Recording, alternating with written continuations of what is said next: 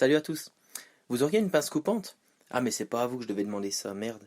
Bon, aujourd'hui, on va parler d'un sujet source de débat et d'ennui. Oh non, encore de la politique et tout.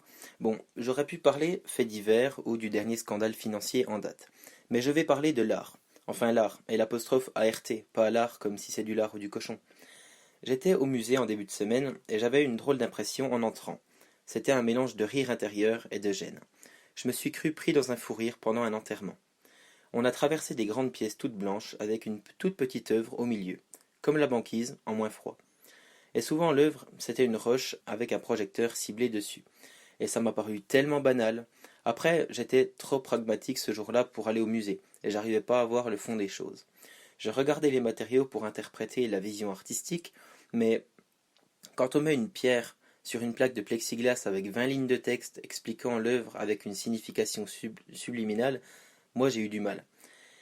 Moi j'ai fait une école de paysage, et j'avais des cours de dessin. Ma prof me reprochait toujours mes perspectives bancales et mes dégradés ratés.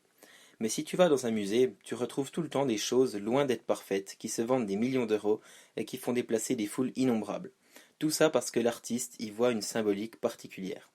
J'avais un vieux pote qui s'appelait André Gide et qui disait que l'œuvre d'art est une exagération. Au final, cette musée, je l'ai un peu prise pour une arnaque, mais en écrivant quelques mots pour accompagner mes travaux, oui je dis travaux parce que ce que j'ai fait, on peut franchement pas appeler ça des œuvres, je pourrais devenir artiste moi aussi. Une œuvre, ça peut être identique d'un artiste à l'autre, mais la vision n'est jamais la même finalement. Regardez, si on prend le drame auquel Steve Maia Caniço a succombé durant la fête de la musique à Nantes. Édouard Philippe, le Premier ministre, dit qu'il manquait de barrières le long de la Loire, alors que le monde entier sait qu'il manquait de justice. Tout est question de point de vue. C'est aussi ça la place d'un artiste. Tu as une position différente des autres, tu peux te faire contester, parfois à raison, et ça, il faut savoir l'entendre. Enfin, cette visite au musée aura eu le mérite de me faire tout considérer comme une œuvre.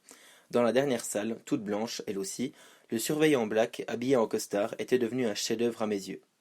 Comme quoi, on a le droit d'avoir des rêves, mais il faut savoir rester connecté à la réalité.